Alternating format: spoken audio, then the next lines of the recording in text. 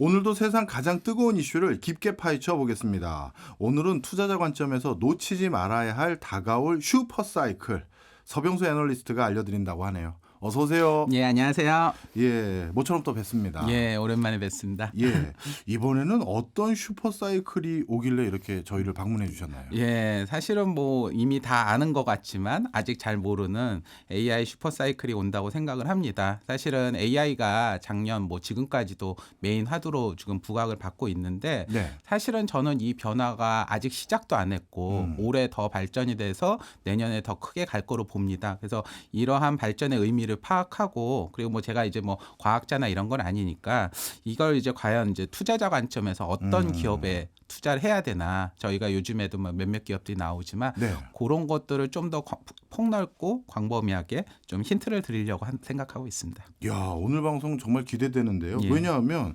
이미 AI가 대세다라는 건 많이 알고 계신데 엔비디아 너무 올랐어. 그래가지고 주저되는 분들이 많은데 그렇죠. 지금 애널리스트 말씀 듣고 보니까 위원님 말씀으로는 내년도 더 괜찮다. 예. 그리고 그럴 관련된 회사들도 있다. 힌트까지 주신다는 거잖아요. 그렇죠. 자, 어느 회사입니까? 제가 여기서 막 기업을 막 직접적으로 하긴 그렇고요. 예. 근데 이제 AI가 지금 발전 단계, 제가 보는 관점에서 어느 단계에 있고 이것들이 단순히 AI, IT의 영역을 넘어서 어디까지 가고 그와 관련되는 기업들이 어떤지 이런 것들을 이렇게 좀 조망을 해보려고 하고요. 네. 이제 저는 기본적으로는 글로벌 기업을 위주로 보기 때문에 한국 기업에서 투자할 수 있는 미국이나 일본 기업 위주로 글로벌 경쟁력 있는 기업들을 좀 다뤄보고 네. 뭐 사실은 상당수는 제가 직접 투자하고 있기도 하는 기업입니다. 그래서 이런 것들을 이제 방송에서 좀 허락하는 선에서 근데 이제 뭐 너무 이게 직접 언급을 하면 안 되니까 힌트나 이런 것들을 해서 오늘은 소개를 하는 걸로 마무리할까 합니다. 너무 좋네요. 예. 힌트만 주셔도 저희가 다 찾아보는 건 저희가 알아서 또 예. 해야 되는 일이죠.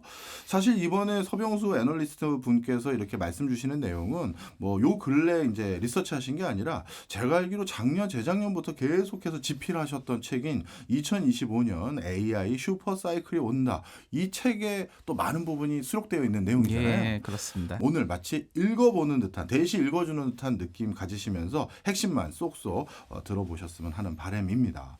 자, 먼저 AI도 아니라 AI 슈퍼 사이클 시대가 온다고 하셨으니까 이 슈퍼 사이클 시대가 온다라는 그 증거부터 좀 대주셔야죠. 예.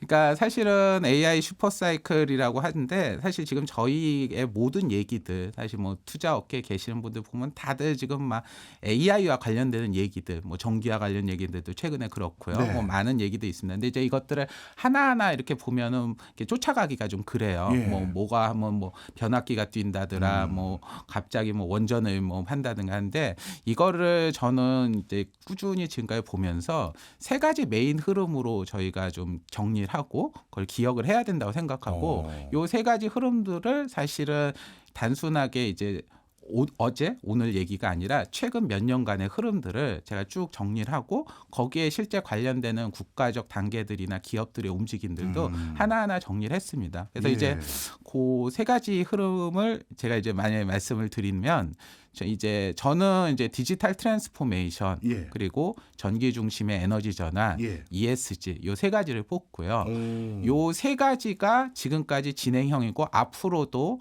굉장히 투자 관점에서 중요한 거다. 그리고 요 세 가지 프레임이라는 틀로 예. 기업들을 발굴하게 되면 좀 상당히 저는 좀 발굴이 용이할 거다라고 보고 있습니다. 그런데 오늘 주제 중에 하나는 AI인데 방금 말씀 주셨던 디지털 트랜스포메이션 그리고 예. 전기 중심의 에너지 전환 그리고 ESG AI는 안 들어가 있는데 예, 안 들어가 있습니다. 근데 이제 사실 저는 AI라기보다는 그나마 좀 비슷한 게 예. 디지털 트랜스포메이션일 거예요. 근데 이제 약간 좀 익숙하지 않아서 이 개념을 먼저 설명드리면 네. 그 디지털 트랜스포메이션이라고 하는 게 네. AI를 포함을 하는 큰 흐름의 하나라고 봐요. 그러니까 AI라는 거는 디지털 트랜스포메이션이라는 흐름 안에서 우리가 가장 가까이 접속하는 거고 그리고 이제 전기 중심의 에너지 전환이라고 하는 것도 사실 최근에 이제 변압기나 이런 원자력 얘기 나오면서 인공지능 AI 데이터 센터 때문에 엄청난 전기가 나온다고 하잖아요. 네. 근데 이제 그런 부분들이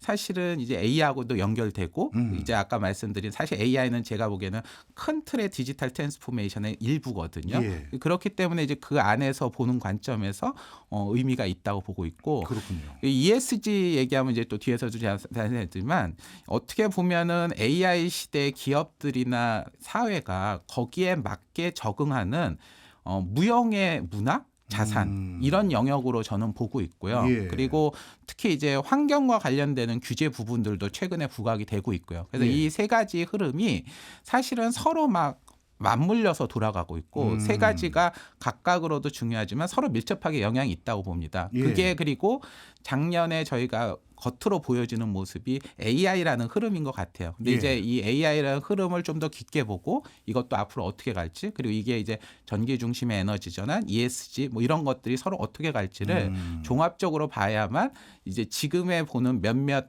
인공지능 관련 주식이 아니라 전체적으로 이 흐름들이 만들어내는 투자 아이디어들 그리고 다양한 종목군들을 찾을 수 있다. 그렇게 생각을 하고 있습니다.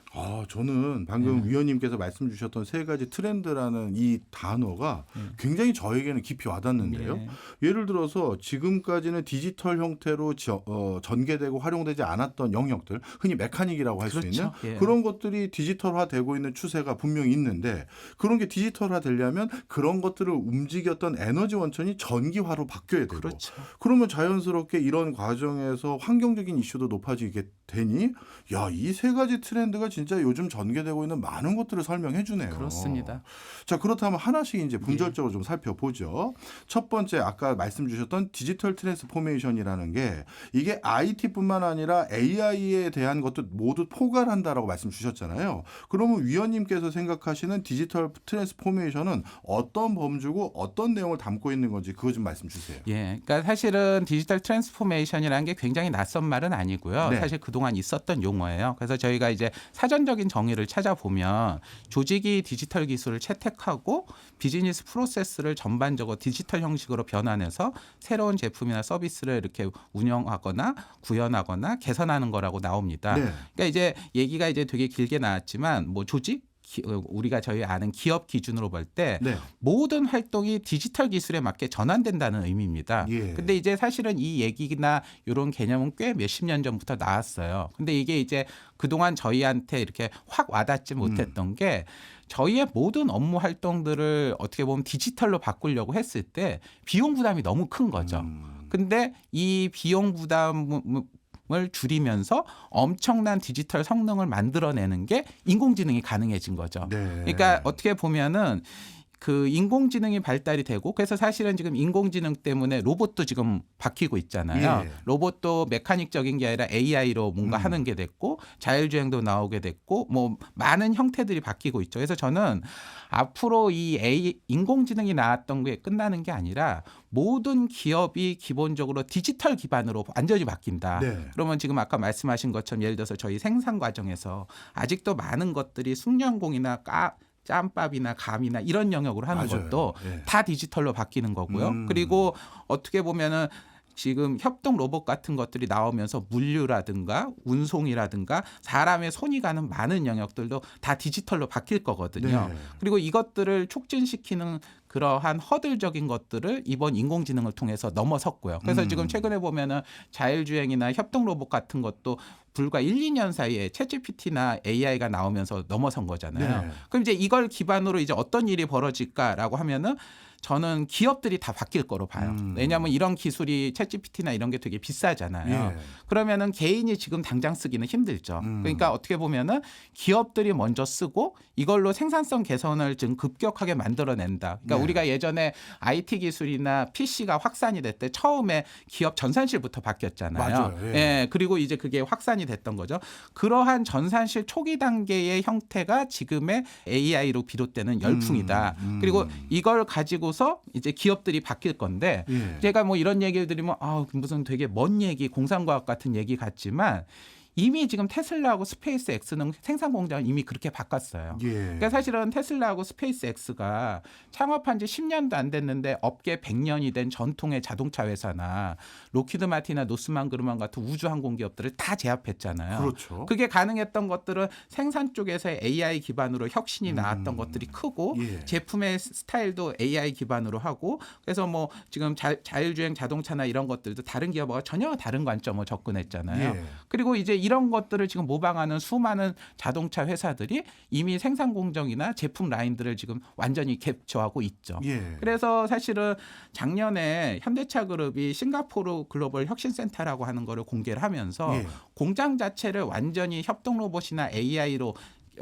제어하고 디지털 트윈으로 관리하는 것들을 공개를 했고 예. 이 공장들을 이제 미국이나 울산에 확산하겠다고 이미 얘기를 했거든요. 예. 삼성전자도 그런 얘기를 했고요. 그럴 수밖에 없는 게 아까 말한 테슬라라든가 몇몇 기업들이 앞서가고 있고 예. 지금 아우디라든가 벤츠나 이런 데들도 디지털 트윈을 기반으로 한 공장 개선을 하고 있고 이게 이제 뭐 엔비디아, GTC 이런 데서 다 나오고 있죠. 그러니까 이제 저는 이런 변화들이 지금 나오는데 이게 이제 인공지능이라는 게 들어오면서 더 생활권, 가시권으로 확 들어왔다라는 거죠. 네. 그래서 이제 이런 것들이 나오기 시작을 하면은 이제 기업들이 적극적으로 움직이고 기업들이 막대한 수요를 내면서 만들어낼 거기 때문에 이 변화들이 이제 앞으로 몇 년간 투자에서 핵심이 될 거다. 그래서 이제 이런 곳의 중심에 있는 지금 엔비디아가 최근 굉장히 비싸 보이는 것처럼 하지만 올라간 게 아닌가.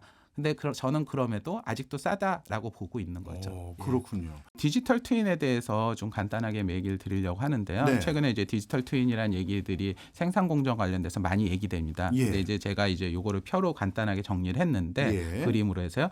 이게 사실은 기업이 생산부터 시작해서 고객한테 판매하는 그 전 과정들이 네. 실시간으로 정보들이 취합이 됩니다. 예. 그리고 거기에 대해서 각자 의견들을 제시하죠. 그러니까 예를 들어서 예전 같으면은 뭐 현대차가 자동차를 생산한다. 그러면은 협력사들이라든가 원청이나 뭐 이런 데들한테 뭘 조건을 내고 가져와라 하는데 네. 그 정보들이 그 원청이나 거기에 생산 과정에 있는 그 업체들의 데이터들도 실시간으로 올라오고 이것들을 AI가 제 공장, 저쪽 공장, 협력 공장, 고객의 정보, 외부의 뉴스까지 하나로 집계를 해서 네. 각 공정 라인에서 최적화된 생산 라인이나 이런 것들을 제시하고 그리고 이것에 맞춰서 자동적으로 피드백하고 AI가 그것들도 시뮬레이션해서 공정 자체도 바꾸고 이런 것들이 이제 디지털 트윈의 개념이거든요. 네. 근데 이제 사실은 뭐 이런 얘기를 이렇게 들으면은 아, 이거 무슨 약간 공상과학 얘기 같은데 예. 이런 것들을 AI로 집계하는 것들이 이미 지금 챗GPT라든가 인공지능을 통해서 하고 있고요. 예. 제가 지금 록히드 마틴이나 노스만 그루만의 사례들을 가서 보면은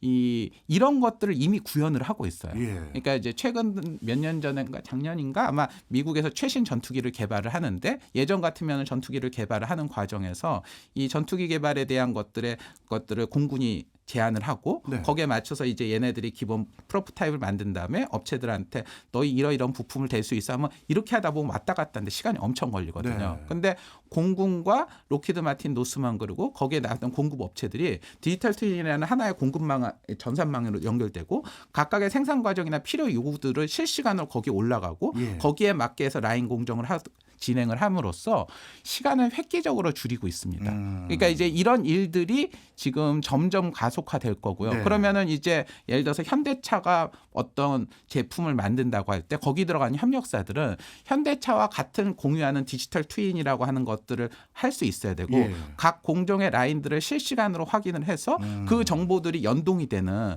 그런 것들이 갖춰지지 못하면은 아예 납품 자체도 못할 수 있는 거죠. 네. 그러니까 이제 이런 것들이 되면 생산 과정 그리고 중간 생산 과정에서 중간에 변형 이런 것들이 굉장히 빨라지는 겁니다. 근데 이것들이 AI를 탐으로써 그런 것들을 데이터를 집계하고 분석하고 실시간 변형하고 이런 것들이 가능해지는 것들을 가고 있고 실제로 이제 그런 것들이 나타나고 있는 거죠. 네. 그래서 이제 그런 관점에서 AI를 보게 되면 AI는 디지털 트랜스포메이션이라는 큰 흐름의 초반부고 아직 일부라고 제가 말씀드릴 수 있는 겁니다. 네.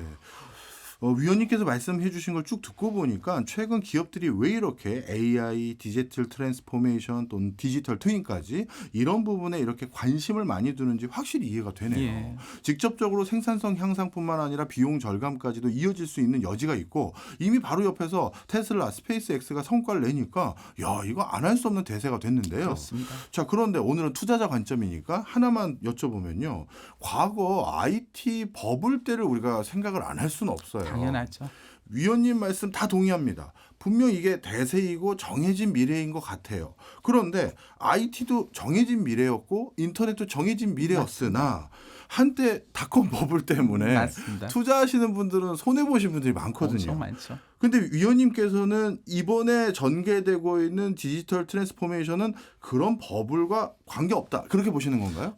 뭐 사실은 단기적으로 버블이 없다고 말할 수는 네. 없겠죠. 하지만 당시와 가장 큰 차이는요. 인터넷이 보급이 됐을 때는 그걸로 인해서 앞으로 뒤에서는 생산성 개선이 됐지만 예. 당장 인터넷 보급으로 기업의 생산성 개선이 그 당시 보이지는 않았어요. 예. 닷컴 버블 때도 뭐 한계가 있었죠. 근데 지금은 아까 말씀드린 것처럼 지금 이런 모습들을 실제 기업들이 적용을 하고 있고 예. 기업들이 이걸로 해서 생산성 개선되는 부분이 나오고 있습니다. 예. 제가 얼마 전에 엔비디아의 한국 팀장님 계시는 분이 예. GTC 끝나고 난 다음에 설명을 하는 걸 보면서 이제 엔비디아 그렇게 비싼데 그게 지금 이제 최종 수요에서 기업 단에 있냐 했는데 실제로 거래하는 고객분들 중에서 그런 인공지능을 활용해서 실제 생산성 개선되는 사례들이 너무 많이 현장에서 나오고 있다. 예. 그래서 이런 것들을 채택하는 것들이 늘어나고 있고 그러한 인공지능이 그 값싼 가격을 부담하려고 한다라는 거죠. 그리고 이제 아까 말씀드린 현대차 같은 지금 자동차 쪽이 이 산업 경쟁에서 가장 치열한데 네. 여기에 공장들을 그렇게 디지털식으로 다 바뀐다고 하면은 거기에 들어가는 AI와 이런 것들에 대한 그 수요라고 하는 건 상상도 못할 거지 않습니까? 예. 그리고 제가 지금 확인한 거는 반도체, 배터리, 우주항공 이런 쪽도 이미 그런 것들이 있고요. 지금 예를 들어서 맥도날드라든가 몇몇 그 프랜차이즈 회사들도 이미 이런 것들을 도입을 해가지고 매장 혁신을 지금 하겠다고 이제 작년 말부터 이미 움직이고 있거든요. 예. 그러면은 이제 기업들의 이런 것들을 채택하려는 게 이제 막 시작됐는데 네. 사실 채택률이 되게 낮죠. 그리고 여기에 지금 메인이 되는 하다못해 엔비디아조차도 예. 주가는 많이 올랐지만 밸류에이션 측면에서 놓고 보면은 과거 닷컴 버블하고는 비교도 할 수 없을 정도로 합리적인 계산 가능 영역에 있거든. 물론 이제 미래 추정치에 대한 의견들은 있지만요. 네. 그렇기 때문에 저는 지금은 버블 단계라고 보기에는 조금은 그 당시하고 비교하기 무리가 있다라고 봅니다. 네. 그래서 위원님께서는 내년에도 역시 AI의 흐름은 계속된다. 이렇게 판단하신 맞습니다. 거군요. 알겠습니다. 어찌 보면 이 디지털 트랜스포메이션을 완성하기 위한 가장 앵커 기술이 AI니까 이 AI가 점점 고도화되면 거기에 뒷받침되는 여러 디지털 트랜스포메이션 영역들이 활발해지겠네요. 그러면 이런 것들이 당연히 리딩 기업이 아니라 중소, 중견 이런 군까지 내려온다고 보시는 거죠? 그렇게 보고 있습니다. 네, 알겠습니다. 그럼 이제 한 가지만 더 여쭤보고 다음 뭐랄까요 트렌드로 넘어가려고 하는데요. 이러면 이 IT 산업하고 디지털 트랜스포메이션 그다음에 AI 뭐 또 여러 가지가 있는데 산업이라는 게 보니까요 투자할 때 우선순위 같은 게 있더라고요. 어디가 먼저 붐을 이루고 그래야 그 뒤가 따라오고 하는데 위원님이 보시기에 지금 열거한 여러 가지 단어들 중에서 우리가 어디에 주안점을 둬야 된다고 보세요? 그러니까 지금 발전 단계 지금 과정을 좀 보셔야 된다고 네. 봐요. 근데 지금은 어떻게 보면은 디지털 사무실 전산화를 넘어서 오프라인 전산화로 가고 있는데 예. 여기에 가장 병목이거나 허들이었던 인공지능이라고 하는 게 나와서 이것들을 구현할 수 있는 단계가 됐거든요. 네. 그러니까 어떻게 보면 IT가 처음에 했을 때 처음에 어떻게 보면 인터넷망이 깔리는 게 초기 단계였던 거잖아요. 예. 그런 것처럼 지금 요런 단계들이 초기 단계고 그래서 지금은 이제 그와 관련되는 영역들이 확산이 되고 있습니다. 근데 네. 이제 이것들이 이제 저는 모든 산업으로 이제 확산이 돼가는 과정으로 갈 거고 그러면은 이것들을 구현하는 과정에서 이러한 AI라든가 뭐 이것들이 저는 이제 로봇이라든가 자율주행이나 이런 쪽으로 갈 거고 이런 것들로 변화되는 과정의 단계별로 이제 어떤 식으로 확산이 되냐. 그럼 거기에 맞춰서 가는 영역들이 가겠죠. 근데 지금 제가 중요하게 본 거는 거기서 이제 이 가장 중요해 볼 게 이것을 하드웨어 관점으로 접근해서는 안 된다고 보는 거예요. 그러니까 지금 AI라고 하는 것도 기본적으로 소프트웨어고 네. 지금 이거 우리가 지금 당장 저희는 엔비디아 반도체를 보지만 네. 엔비디아 반도체라고 하는 것도 어떻게 보면은 하드웨어적인 관점에서의 반도체나 하드웨어가 아니라 소프트웨어 관점에서 접근되는 형태의 영역으로 보고 있거든요. 알겠습니다. 예. 저는 당연히 요즘은 엔비디아 하드웨어라고 생각했고 삼성전자 주가도 다시 올라갔고요. 예. 그래서 올해는 하드웨어, 내년은 소프트웨어 뭐 이렇게 단순하게 진단했는데 그게 아니라는 거잖아요. 예, 그렇습니다. 그러니까 저는 인공지능의 흐름을 볼 때 사실 클라우드부터 시작해서 소프트웨어, 반도체 이런 식으로 접근을 하고 그다음 디지털 트랜스포메이션 그리고 뭐 IT 안보 이런 식으로 저는 봐야 된다고 보거든요. 네. 왜냐하면은 지금 이제 사실은 그 하드웨어 중심으로 하는 그 컨셉이 아니라 지금 저희가 인공지능이 뜨고 있잖아요. 네. 근데 이제 인공지능 관련 기업들이 당장은 뭐 상장사가 없고 예. 이거를 지금 보완을 하는 반도체가 주목을 받긴 하지만 이 반도체라고 하는 것도 지금 이 반도체가 주도가 돼서 이 흐름을 만드는 게 아니죠. 예전에는 인텔이 새로운 반도체를 출시하고 거기에 맞춰서 PC가 바뀌고 뭐가 바뀌고 이렇게 됐지만 예. 지금은 인공지능이라는 게 나오고 거기에 맞게 지금 필요로 하는 하드웨어들이 쫓아 들어가는 거잖아요. 예. 근데 이런 변화들이 저는 어디서 왔냐라고 생각을 하면 예. 클라우드가 나오면서부터라고 봅니다. 오. 클라우드 이전의 소프트웨어라고 하는 거는 예. 기본적으로 하드웨어의 구성 부품이었거든요. 예. 근데 이 클라우드가 나오기 시작하고 클라우드에서 나왔던 변화들 중에 하나가 오픈 소스라든가 구독형이라든가 빠른 업데이트, 우리 저희 핸드폰에 앱 쓰는 그런 것들이 최근 클라우드가 나오면서 한 소프트웨어 변화거든요. 근데 그전에는 저희가 마이크로소프트 소프트웨어 같은 거 보시면은 굉장히 CD 구입하고 맞아요. 이렇게 2, 3년마다 한 번씩 업데이트하고 예. 그리고 막 뭐 하면은 저작권 이슈다 뭐 맨날 뭐 폐쇄형으로 하고 막 독점 기업 이런 거였잖아요. 예. 근데 지금 클라우드가 나오고 사실은 저희가 핸드폰의 앱뿐만 아니라 기업용 앱도 구독형이나 이런 식으로 바뀌어가고 있거든요. 예, 그렇죠. 그리고 사실은 이런 형태들이 지금 어디로 가고 있냐? 인공지능도 그런 식으로 개발이 되고 있어요. 그래서 제가 지금 보면 클라우드 전후로 저는 소프트웨어가 예. 완전히 이전과 이후로 바뀌었다고 보거든요. 네, 그러니까 슬라이드 준비하신 게 그 내용이네요. 예, 그러니까 마이크로소프트 시대에 독점적이고 폐쇄적이고 자기들끼리만 하고 그리고 우리 침범했다고 하는 애들이 아닌 오픈된 개념들. 네. 그리고 그러니까 생태계라는 게 중요하죠. 저희가 예를 들어서 카카오톡 같은 경우 이제 개인들이 이해하시기에 보면 카카오톡에 얼마나 많은 사람들이 쓰냐 이런 게 중요해지잖아요. 네. 근데 사실은 최근에 지금 인공지능이라든가 반도체도 좀 그런 컨셉으로 보셔야 돼요. 예를 들어서 지금 엔비디아 자체 하드웨어 성능도 엄청 좋지만 네.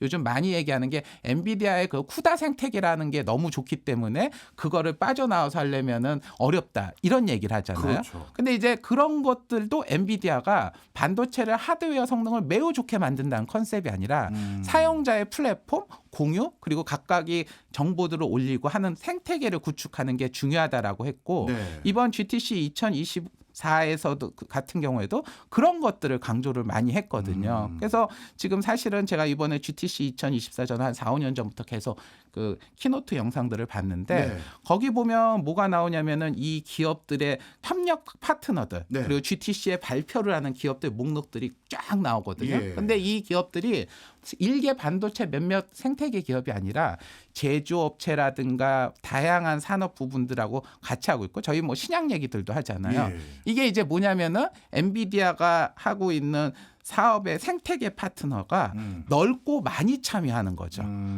그런 식으로 했을 때 이것들이 같이 사용하고 표준을 만들고 이런 컨셉으로 지금 엔비디아가 커진 거고 TSMC 같은 경우에도 지금 그 공급자들이나 이런 것들을 생태계 측면에서 접근하거든요. 네. 그러니까 이게 지금 새로운 소프트웨어 시대 그리고 새로운 소프트웨어가 클라우드를 통해서 만들어진 세계인데 거기가 하드웨어적인 것들도 가고 있고 지금의 아까 변화도 단순하게 하드웨어가 성능이 좋아져서 개선되는 게 아니라 생태계 소프트웨어 생태계 기반으로 가고 예. 있고 그런 형태로 가고 있다는 거죠. 그리고 예. 저는 이 형태들이 단순하게 IT만의 얘기는 아니라고 봐요. 그러니까 예를 들어서 저희가 지금 이번에 러시아 우크라이나 전쟁을 보게 되면 예. 전쟁의 양상이 되게 많이 바뀌었잖아요. 예, 그렇죠. 그리고 거기서도 어떻게 보면은 스타링크의 통신망이라든가 그리고 작은 드론 같은 거라든가 정보에 의한 거라든가 이런 것들에 의해서 바뀌고 저희 지금 군 같은 경우에도 최근에 인공위성을 띄워가지고 정보망을 강화하는 거지 엄청난 무기 뭐 잠수함 큰 대포나 이런 거에 집중하지 않잖아요. 네, 재래식 무기에 관심이 없더라고요. 그렇죠. 예, 그러니까 네트워크, 통신망 그리고 그거를 효과적으로 타격하는 거 이게 이제 어떻게 보면은 그 한 것들이 거대 무기, 거대한 성능 이런 컨셉이 아니라는 거예요. 예. 그러니까 이게 지금 어떻게 보면은 전체적인 흐름에서 IT에 저희가 지금 엔비디아만 집중하지만 소프트웨어 생태계와 그것들을 구현해 주는 것들이 산업 전반, 군 전반으로 확산되고 있기 때문에 네. 이런 것들을 지원해 주는 것들이 이제 지금은 초기 단계니까 엔비디아 반도체가 나오지만 이것들을 구현시키고 자율주행으로 움직이고 이것들의 각각에 의해서 수혜를 보는 산업들이 있을 거 네, 아니에요. 그렇죠. 생산성이 개선이 되고 예. 그리고 그것들을 선제적으로 지금 군 같은 데가 도입하고 이를 할 수 있는 통신망이나 센서 같은 것들이 움직이고 이런 것들이 이제 단계적으로 가면서 서서히 관련 기업들의 수혜로 이어지겠죠. 그러니까 이제 그 큰 흐름에서 보고 반도체 회사도 저희가 뭐 삼성전자가 막 미세화 공정을 얼마나 하나 이런 관점이 아니라 네. 이것에서의 생태계를 어떻게 구축하고 이 제품을 만듦에 있어서 소프트웨어처럼 오픈 소스 생태계를 구축하고 가져갈 수 있느냐. 엔비디아의 후발주자들은 과연 그 자기들이 쓰는 AI 반도체들을 얼마나 많은 생태계를 구축하고 가져갈 건가 이런 고민들을 하는 기업에 투자를 해야 된다. 그리고 이것들이 이제 단계적으로 확산되는 단계에 따라서 각각의 관련 기업들을 보게 되면 계속적인 투자 아이디어가 나올 거라고 봅니다. 네. 지금 말씀을 듣고 보니까요. 뭔가 투자할 수 있는 여지가 전방위적으로 확대될 것 같긴 해요. 예. 그럼에도 불구하고 저희 같은 일반인들은 너무 기회가 많으니 예. 이거 뭐 자율주행에 투자해야 되는 예. 거야. 협력 로봇 같은 로봇 산업에 투자해야 되는 거야. AI와 디지털의 이 대세 속에서 이제 어디로 투자를 해야 되는 거야. 고민될 것 같은데요.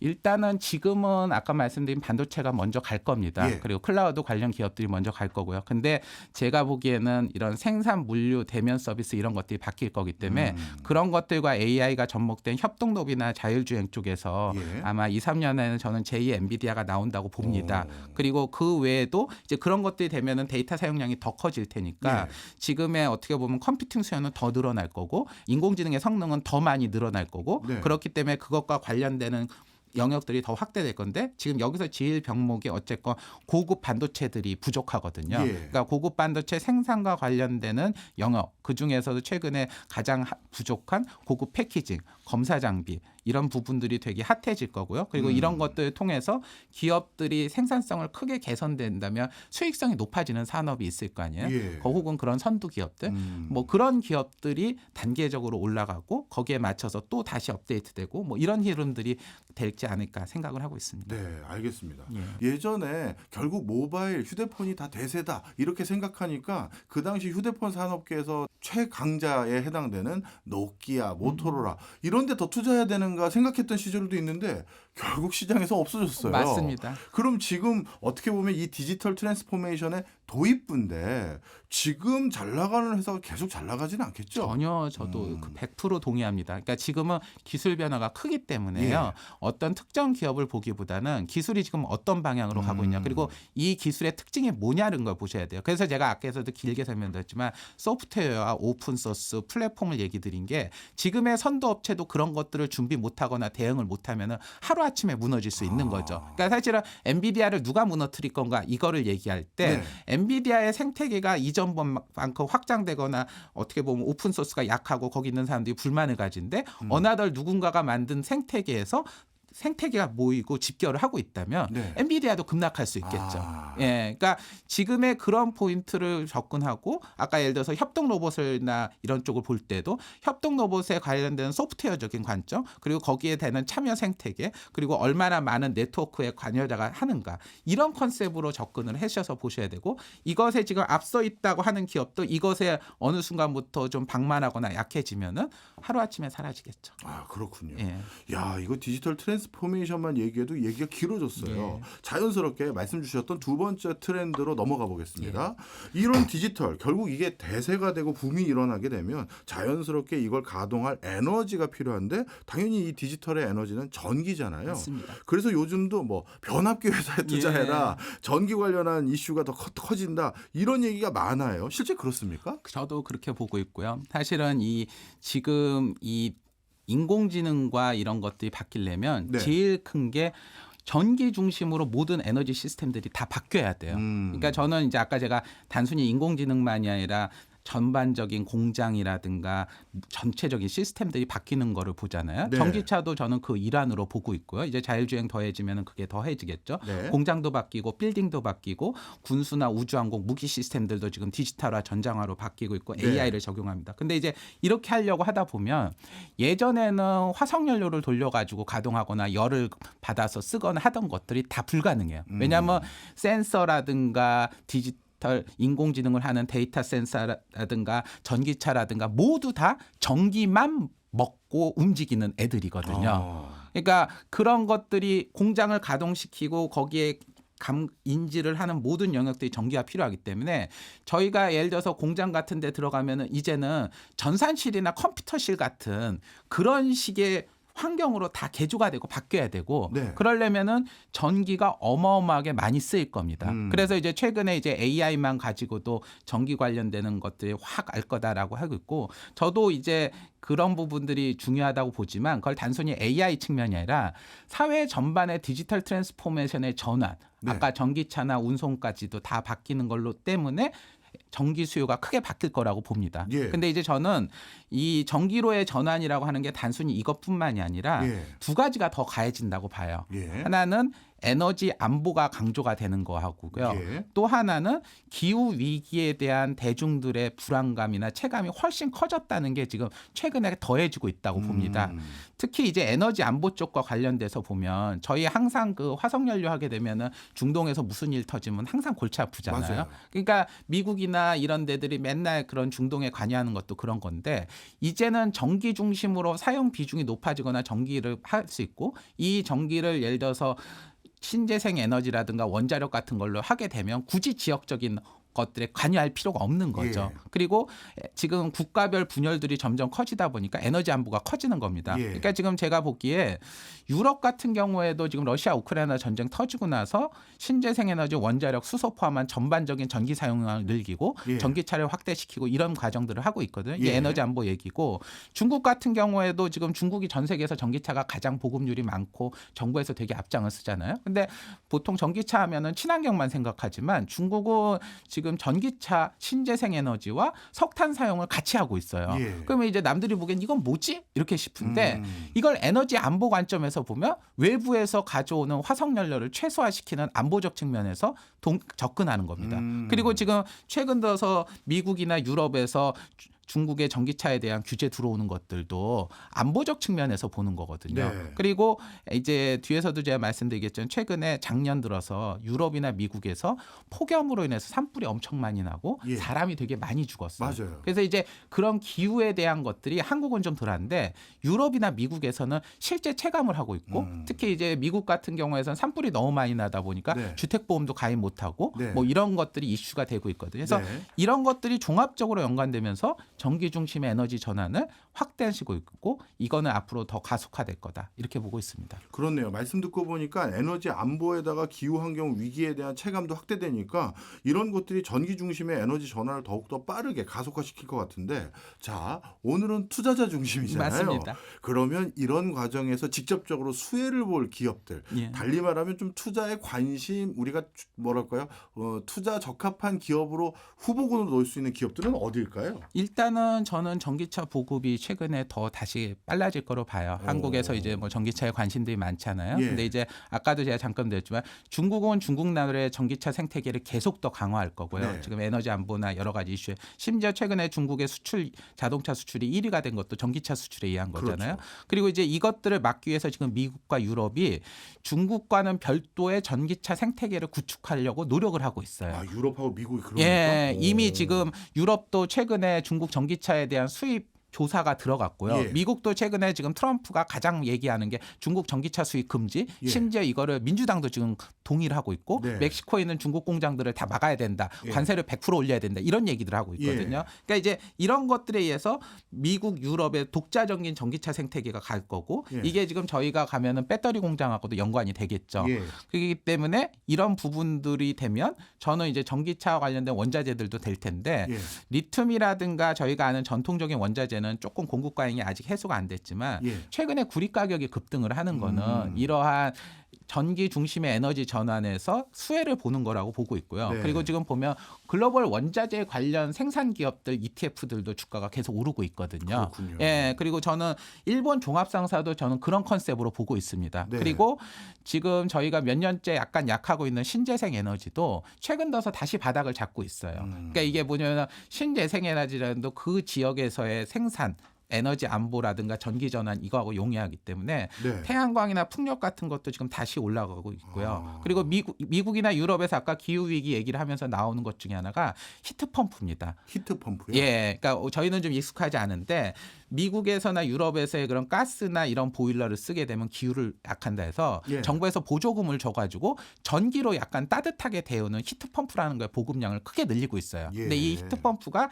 에어컨하고 구조가 되게 비슷하기 때문에 예. 에어컨 생산하는 회사들이 히트펌프를 생산을 많이 하고 있고 이제 국내 같은 경우는 LG전자 같은 데들도 있고요. 해외에는 그런 에어컨 관련되는 회사들이 히트펌프로 커져가고 있어서 여기도 기회가 되고 있고요. 예. 최근에 또 유럽과 미국에서 중요하게 보는 게 철도입니다. 철도. 예, 왜냐면은 이제 아무래도 자동차라는 게 전기차로 다 전환되긴 힘든데 그렇네요. 철도를 쓰게 되면 물류나 이런 데서 탄소 배출량을 크게 줄이니까요. 이미 철도는 전기니까요. 그렇죠. 예. 그래서 지금 유럽과 미국에서 철도 관련되는 시스템 솔루션 회사들이 굉장히 대규모 수주를 받고 있고 커져가고 있어요. 그래서 예. 이런 것들이 이제 종합적으로 저희가 지금 볼 때 좀 주목할 부분들이 아닌가라고 보고 있습니다. 네, 이렇게 전기와 관련된 기본적인 에너지 비중이 높아지면 당연히 전기 인프라 관련한 회사들도 우리가 주목해야겠네요. 그렇죠. 사실은 제가 유튜브 그동안 나왔던 방송 관심 있게 보시면 제가 작년부터 전기 중심의 에너지 관련과 관련되는 내용들을 계속 말씀드렸어요. 말씀해 뭐 주셨죠. 전력망이라든가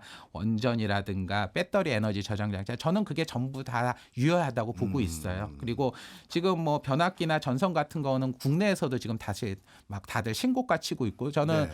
현대 일렉트로닉이 지금 사실은 현대중공업 시총 근처까지 위협하거나 삼성중공업 시총을 오늘 넘어섰어요. 오, 그래요. 예, 그러니까 어떻게 보면은 되게 놀라운 일이죠. 예전에 현대중공업에서 약간은 떼어내다시피 하던 사업이었는데요. 예. 그러니까 이런 부분들이 보면은 저희가 지금 전력망에 대한 투자나 컨셉이 바뀌고 있고 예전에는 이런 것들을 개발도상국이 주로 갔다면 네. 지금에는 신재생 에너지라든가 그런 새로운 전기차 확산이나 이런 것들에서 선진국 위주로 전력망을 다시 깔아야 되고 예. 이걸 디지털화된 전력망을 깔아야 되니까 새로운 투자가 늘어나고 있거든요. 네. 그러니까 이런 것과 관련되는 기업들은 여전히 저는 몇 년간 계속 좋게 보고 있고요. 특히 이제 전력망이라는 거는 보통 까는데 15년, 20년씩 걸립니다. 네. 그러니까 IT에 비해서 빠르진 않지만 주기가 꽤 길 거기 때문에 앞으로도 길어질 거고 원자력 발전이나 지금 배터리 에너지 저장 장치 같은 경우에도 지금 유럽 같은 데서도 원전을 다시 하고 있고 예. 미국 같은 경우 배터리 에너지 저장 장치에 들어가는 배터리 같은 경우는 별도의 투자를 통해서 늘리고 있거든요. 예. 그래서 이런 것들에 대한 것들은 계속 투자 아이디어로 가져가시면 좋을 것 같고 뭐 배터리 에너지 저장 장치나 원전 관련 기업들은 미국에서도 다시 최근 주가가 움직이고 있습니다. 예. 예. 그렇군요. 자, 이번엔 마지막 트렌드로 소개해 주셨던 ESG입니다. 저는 솔직히 ESG가 제일 의외였어요. 예. 어찌 보면 이거 이제 한물간 유행어 예. 이런 거라고 보시는 분들도 많을 것 같아요. 그런데 이 세 가지 메가 트렌드 중에 하나로 여전히 ESG를 꼽으신 이유가 있을까요? 있습니다. 사실은 ESG 투자가 가장 많이 오해되고 있는 부분 중에 하나라고 보는데요. 예. 저는 이제 ESG 투자를 뭐라고 보냐면 기업의 비재무적인 질적 가치를 평가하는 투자라고 보고 있어요. 비재무적 질적 가치. 예. 그러니까 예를 들어서 저희 같은 경우 한국에서 왜 한국 기업이 저평가냐라고 할 때 예. 지배 구조가 너무 엉망이고 오너들끼리 마음대로 하니까 얘네 똑같은 이익을 내더라도 PER 못 주잖아요. 그렇죠. 그리고 예를 들어서 기업에 막 노동자들을 착취하거나 뭐 여성 인권이 안 좋거나 했을 때 얼마 전에 액티비전 블리자드 같은 경우도 사내 성 문제 같은 것들이 발생이 많이 돼서 떨어졌죠. 주가 떨어지고 예. 회사 넘어갔죠. 예. 그리고 뭐 페이스북 같은 경우 사회적인 그러한 관계나 이런 거 하지만 자신들의 이익만 극대화해가지고 조사받으면서 폭락했잖아요. 예. 근데 이런 것들을 저희가 그 재무제표만 봐서는 알 수가 없어요. 그렇네요. 근데 이것들을 알게 해주는 게 ESG입니다. 그러니까 이제 어떻게 보면은 아까 말씀드렸던 인권 문제나 사회적 관계가 소셜적인 부분이고요. 예. 지배 구조라든가 어떻게 보면 기업의 투명한 경영 관리라는 게 거버넌스고요. 예. 이 같은 경우는 최근에 이제 환경과 관련된 이슈되니까 거기에 대한 대응력 그리고 우리가 만드는 제품들이 과연 이제 환경이나 이슈에 문제가 없는가 이런 것들 하는데 네.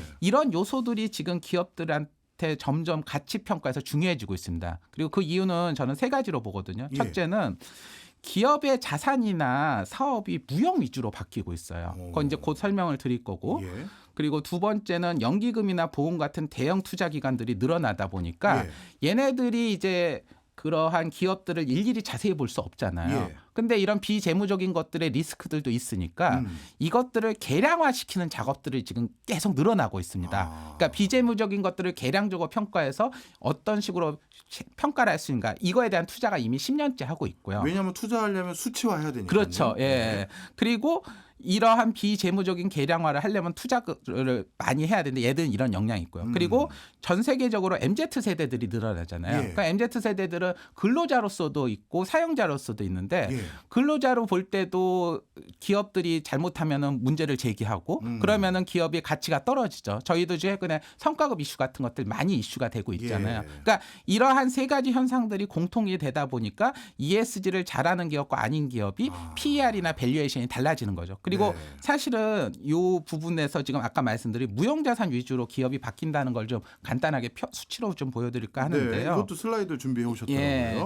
지금 여기 보시면 이게 지금 S&P 500 기업의 기업 가치 500 기업에 들어간 기업 가치 중에서 예. 기업의 가치를 둘로 나눈 겁니다. 그 기업이 가지고 있는 유형 자산이 그 기업 가치에서 차지하는 비중, 네. 무형 자산이 차지하는 비중이에요. 네. 근데 1975년대를 보면은 그 밑에 있는 파란색 이 유형 자산 가치거든요. 네. 기업- 75년도에는 유형 자산이 거의 대부분이네요. 그렇죠. 예, 그러니까 기업의 가치를 설명할 때 그 회사가 가지고 있는 유형 자산이 가장 중요했습니다. 예. 그런데 지금 벌써 20년도 아닌 10년대 후반으로 가면은 예. 전체 기업 가치에서 유형 자산이 차지하는 비중은 거의 4분의 1도 안 돼요. 예. 그러니까 사실은 구글이라든가 우리 빅테크 기업들이 거기 있는 공장이라든가 기계 장치 값이 걔 높은 가치를 설명하는 게 아니잖아요. 그러니까 기업의 설명을 할 때 예를 들어서 파타고니아 같은 경우도 걔가 가지고 있는 공장이 아니라 걔가 가지고 있는 이미지. 그렇죠. 애플 같은 경우에도 팬심이라든가 이미지, 네트워크 이런 가치들이 중요해지는 거잖아요. 네. 그러니까 우리나라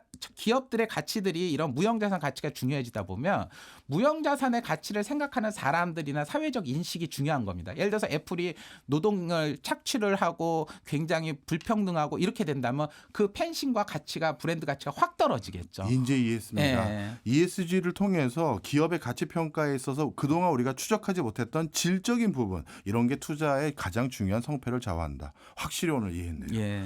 아, 오늘 하루에 다 담긴 너무 어려웠습니다. 네. 곧 또 나와 주셔야죠. 또 나올 수 있는 기회가 될 수 있으면 노력하도록 알겠습니다. 하겠습니다. 지금까지 서병수 애널리스트였습니다. 고맙습니다. 예, 고맙습니다.